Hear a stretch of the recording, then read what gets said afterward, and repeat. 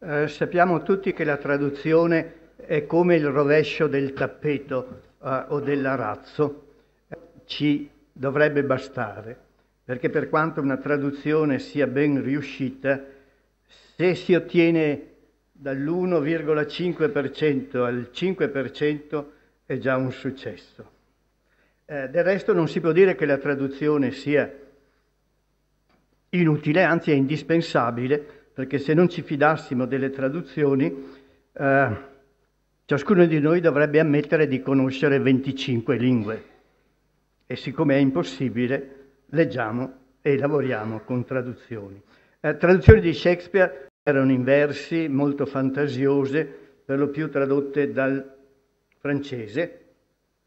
Nel primo Novecento si è avuta la tendenza alle traduzioni cosiddette di servizio, per lo più in prosa. Da 50 anni fa è nata una discussione che ancora continua se tradurle in prosa o in versi o come che sia. Il consenso di questi 50 anni è che ormai occorre il rigore filologico, perché abbiamo tutti i mezzi per poter sapere esattamente cosa significava che cosa. Non possiamo più giustificare errori di significato come quelli che faceva per esempio Croce quando metteva Antonio e Cleopatra fra le tragedie della volontà, perché c'è un verso famoso che dice Anthony, Lord of his reason, quindi questa volontà padrona del suo raziocinio, e giù Croce e altri con lui parlano che poi non si capisce perché Antonio debba essere vittima della sua volontà. In realtà, come tutti sappiamo, will, oltre che volontà, vuol dire voglia, desiderio sessuale, e allora fa senso, altrimenti fa ridere. Oltre a questo abbiamo anche deciso in questi 50 anni che Shakespeare, nel senso che si traduce non per la pagina ma per la scena. Cioè un autore eminentemente teatrale, la traduzione da leggersi a tavolino è una traduzione di belle lettere, ma se vogliamo essere traduttori di Shakespeare dobbiamo tradurlo per il teatro, cioè tradurre la voce, tradurre la fonè. Per quanto bella sia la traduzione, se non è recitabile a teatro, è tutt'altra cosa da quello che serve. Cioè dobbiamo, uso i parole, combinare il significato con una gran dose di significante. I testi di Shakespeare sono tutti testi instabili. Lui non si curava di pubblicare le sue opere perché era contrario agli interessi della compagnia. Una volta pubblicate gli altri potevano rappresentarle e la compagnia non lo amava di certo. Quindi sono rimasti dei testi, oserei dire, raffazzonati, che sono un po' in versi, sono un po' in prosa. Non sappiamo esattamente dov'è la prosa, dove sono i fin, che una volta cominciato con una regola la porta fino in fondo. No, qui abbiamo questi testi ballerini. Ci dicono che i versi li usano i personaggi altolocati, la prosa i personaggi bassi. Anche questo non è vero perlomeno dei servi infimi, ma se voi pensate ad Amleto, il soliloquio essere o non essere è in versi, l'altro magnifico soliloquio su che grande capolavoro è l'uomo infinito nella sua ragione, eccetera, eccetera, è in prosa. E quando la Balia in Romeo e Giulietta parla in versi, e quando il frate, che è anche lui un personaggio piuttosto basso, parla in versi. Shakespeare probabilmente aveva presente gli attori, non la regola, cioè a seconda degli attori che avesse a disposizione lavorava in un modo o nell'altro. Le parti in versi sono in versi sciolti, blank verse, pentametri giambici, 10 o 11 sillabe, con il fatto che l'inglese è per sua natura monosillabico, in un verso sono 8 o 9 parole, in italiano per fare un endecasillabo ne bastano 4 o 5, già questo vi fa capire la difficoltà del tradurre.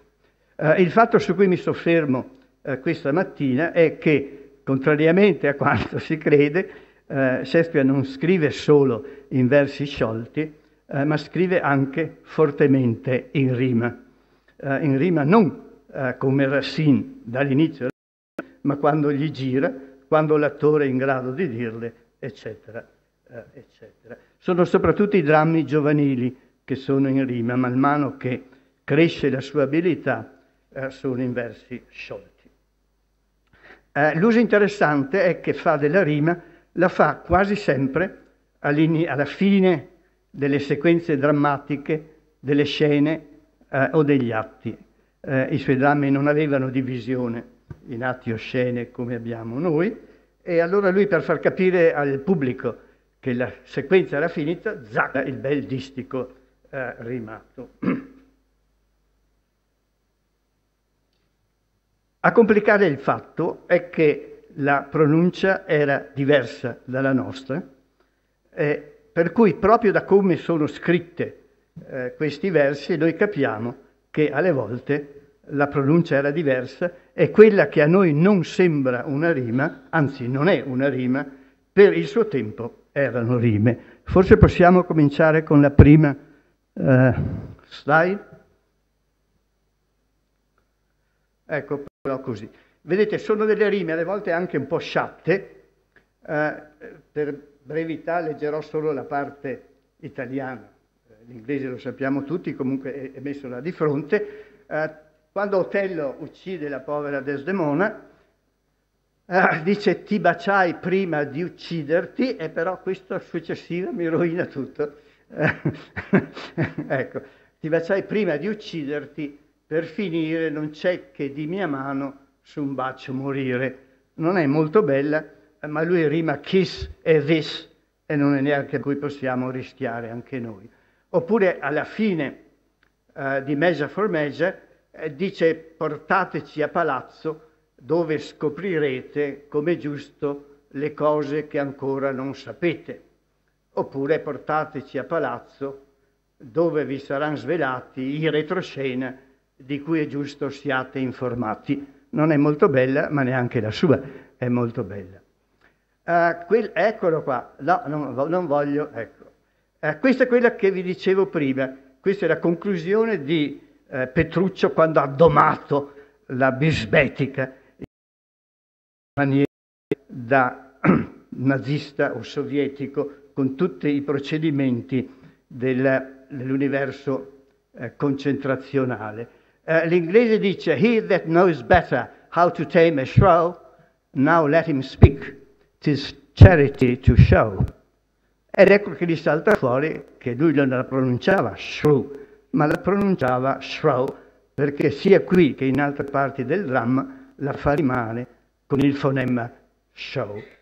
Come del resto è filologicamente corretto, perché non tutti vi dicono la parola familiarissima a noi tutti, che è la parola latina sorex o l'italiano sorcio, perché quella è l'origine della parola, cioè una donna che è come un topo che squittisce. Allora è chiaro che voi dovete trovare una rima per bisbetica, che non è molto facile, però se uno dice chi sa meglio come domare una bisbetica, parli ora o mai più, è una questione d'etica.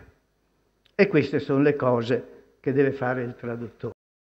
In Romeo e Giulietta la rima è inserita nel dramma stesso. Ah, ha ragione, allora dice nascita d'un amore per me portentoso, ch'io debba amare un nemico odioso. E la Balia dice ma cosa dite da questa storia? E lei dice una rima che ho appena imparato da uno con cui ho ballato. Ecco, veniamo, su andiamo, ogni ospite se n'è andato. Cioè voi lì non potete non tradurre la rima, altrimenti dovete togliere. Passiamo alla prossima, ne ho tante ma ne farò solo qualcuna. Romeo e Giulietta, che è il dramma che ho deciso di tradurre nella tarda vecchiaia, che per 40 anni avevo deciso di non tradurre, proprio perché è zeppo di rime, e che invece adesso ho tradotto perché insomma bisogna fare queste cose a una certa età. Questo è un sonetto, quello di Shakespeare. C'è uno all'inizio del secondo atto ancora più bello, questo invece è un sonetto di servizio per cui lui deve dire cosa succede.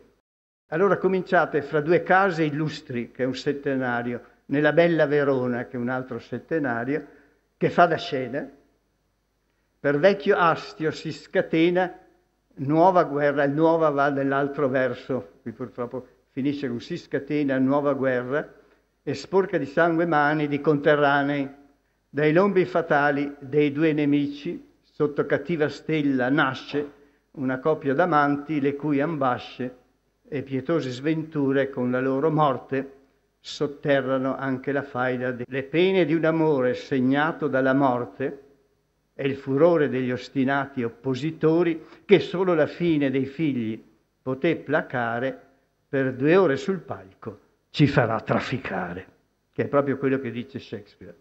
E se voi vorrete assistere con pazienza, ci sforzeremo di emendare ogni mancanza. Questo è. Che non sia perfetta, esatta la rima, mi va benissimo, perché pazienza e mancanza è meno pesante di un'altra. Andiamo avanti, per favore. Rima. La prima menzione di Romeo è dalla madre. Dice: dov'è Romeo? Avete visto oggi dov'era? Che non fosse in questa rissa, mi la rivela, perché è il momento in cui cominciano le risse. E Romeo, che è un alienato, uno che sta chiuso in casa, dorme, eccetera, eccetera, dice, la prima cosa che dice: io mi son perso, non so più dove. Questo non è Romeo, lui sta altrove, cioè è un alienato. E anche di Giulietta la prima impressione la dà Romeo con il famoso passo in cui dice: «Oh, lei insegna alle torce come splendere, dalle gote della notte sembra pendere come un gioiello all'orecchio di un etiope. Bellezza troppo ricca per un giorno, troppo preziosa per il nostro mondo, come nivea colomba che fra i corvi eccelle, tale pare quella dama fra le altre belle». Duetto di Romeo e Giulietta è un sonetto seguito da una quartina rimata, a rima baciata. Se voi non rispettate qualcosa di questo sonetto, va benissimo per rappresentare Romeo e Giulietta così come viene, ma non Shakespeare, tenendo presente che è un dramma che si può sempre adattare a qualsiasi situazione: ebrei, palestinesi, russi, ceceni, dite voi chi. Ma noi ci dimentichiamo sempre che anche nei film di Lerman, ambientato in Florida o in California con le pistole cromate, quello che non cambia è la lingua, perché usano la lingua di Shakespeare. Non è che il testo venga modificato, usano il testo originale. Dobbiamo tentare, l'atmosfera è quella dell'amore cortese, anzi dell'amore di tipo religioso, e comincia: se con l'indegna mano sembro profanare questo santuario, è un peccato veniale. Il mio labbro timido pellegrino è pronto a lenire con un bacio questo affronto. E Giulietta dice: buon pellegrino, svilite la vostra mano, che mostra in questo rispetto umano. I santi han mani che i pellegrini e per baci i palmieri palmo a palmo accostano. Romeo: non hanno labbra il santo e il palmiere? Sì, pellegrino, labbra da usare in preghiere. Allora, santa, come le mani il tuo labbro preghi, e tu esaudisci che la fede non disperi. Giulietta: i santi non si muovono pur esaudendo. Allora non muoverti, la grazia mi prendo, e la bacia. Pulito, allora sulle mie labbra si è trasferito. sulle tue labbra ho colpa celestiale, ridammi il mio peccato. E Giulietta con la frase celebre, tu baci da manuale, che è la rima più baciata che uno possa immaginare, perché ce ne sono due. Come Giulietta faccia a sapere come ci si bacia a meno di 14 anni, io non lo so. Qualcuno dice attraverso i libri cortesi.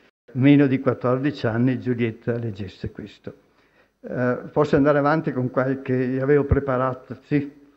Un minuto ancora. Ecco, l'altra cosa per la traduzione di questi drammi, il dramma è come sempre, durerebbe messo in scena 3 ore e mezza. Tutti quelli che vediamo a Stratford upon Avon, in Canada, in Russia, sono tagliati di almeno 1/3, tutti. Allora cosa fanno? Giustamente forse i registi tagliano quello che non c'entra con la loro concezione del dramma. E la concezione del dramma di Romeo e Giulietta è che sia un dramma così di amore petrarchesco, infantile, sognante, eccetera, eccetera. Solo che c'è Mercuzio e tutti gli amici di Romeo. E allora ecco, subito dopo il sonetto dell'amor cortese, voi leggete, questo che non sentirete mai a teatro, Romeo non si fa vedere, allora Mercuzio dice che lo deve evocare, e lo evoca così. Per gli occhi splendenti di Rosalina, la sua fronte alta e le labbra vermiglie, per il suo piedino, le sue gambe slanciate, la coscia fremente e la regione adiacente, ti ingiungo di apparire nel tuo sembiante. E l'altro gli risponde un po' così, ma se ti sente lo farai arrabbiare, non quel che dico. Si arrabbierebbe se nel cerco magico della sua bella si facesse di una certa qual strana sostanza, tenendocelo ben ritto, finché lei non l'abbia steso e fatto afflosciare. Se non vi basta, seguono 4 altri versi che io per pudore non ho messo. Li avete mai sentiti a teatro? No, ce ne sono a bizzeffe di queste, come i giochi di parole e questo tipo di atteggiamento. Finirei, vediamo, andiamo avanti. E il frate a un certo punto si scatena e fa una tirata di 50 versi a rima baciata. E di nuovo, se voi non li rispettate in qualche maniera, e allora, eccolo qua. Il frate dice: nel tenero involucro di questo fiore risiede veleno e potere risanatore. Annusato, ravviva ogni funzione, assaggiato da cuore e sensazioni. Tali 2 nemici si accampano sempre nell'uomo, e così è pure nelle erbe. L'uno è la grazia, l'altro basse voglie, eccola qua la will. E dove il peggiore dei 2 prevale, subito un cancro mortale la pianta assale. Romeo dice: buongiorno padre, benedicite, che affabile voce mattiniera mi saluta. Figliolo, è indizio d'un animo agitato dire addio così presto al letto adusato. E dove alberga lei si cerca sonno invano, ma dove il giovane integro e a mente sgombra stende le membra, lì l'aureo sonno piomba. Perciò questa tua elevata antelucana fa capire che ti ha destato una scalmana, o altrimenti, e qui non vado errato, stanotte il nostro Romeo non s'è coricato. Andiamo avanti perché poi finisce. Già, dice Romeo, e ho goduto ad un miglior riposino. Rosalina. Con Rosalina? No, padre, ho scordato quel nome e la pena che ha causato. Bravo figliolo, gli dice il frate, ma dove sei stato allora? Te lo dirò, prima che me lo chiedi ancora. Sono stato a una festa col nemico dove una all'improvviso mi ha ferito e fu da me ferita. Per entrambi il balsamo sarà nell'aiuto del tuo santo farmaco. Non porto odio, guarda, padre amico, se intercedo è an finale. Metterei la penultima e l'ultima, sono molto brevi. Eccolo qua. Questa è la conclusione celebra dove tutti i miei amici anglisti hanno detto: voglio vedere come traduci gli ultimi due versi finali. Eccolo. Allora qui è un po' stilted in inglese, è un po' indurito il discorso, perché Montecchi e Capuletti non parlano il linguaggio dei giovani, parlano il linguaggio dei vecchi astiosi e quindi è un po' volutamente stilted, ingessata questa fine. O fratello Montecchi, dammi la mano, questa è la dote vedovile per mia figlia, di più non posso esigere, ma di più posso darti io. Le farò erigere una statua di oro puro, grazie alla quale, fintanto che il nome di Verona dura, non ci sarà più apprezzata figura di quella di Giulietta, schietta e leale. Altrettanto ricca, quella di Giulietta affiancherà, povera espiazione della nostra ostilità.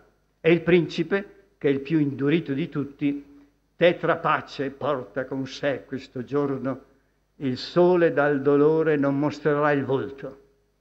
Andate e valutate questi eventi infelici, alcuni saranno perdonati, altri puniti, perché mai ci fu destino così reo come questo di Giulietta e del suo Romeo. Questa è la chiusura del dramma. Vi faccio notare due cose. L'inglese mette il nome sopra i versi, io metto una brevissima abbreviazione sul verso, perché voglio che il discorso sia compatto, non voglio che sia diviso così. E questo finale, for never was a story of more woe than this of Juliet and her Romeo, mi permette di fare la cosa che volevo al titolo originale, non più Romeo e Giulietta, ma Giulietta e Romeo, proprio in forza della preminenza che Giulietta ha nel corso del dramma nella coppia, perché a predominare è Giulietta e non Romeo. Giulietta è baldanzosa, Romeo è senza baldanza, viene detto testualmente, e Juliet and her Romeo mi pare che si possa da lì riprendere e mettere nel titolo che è uscito 15 giorni fa.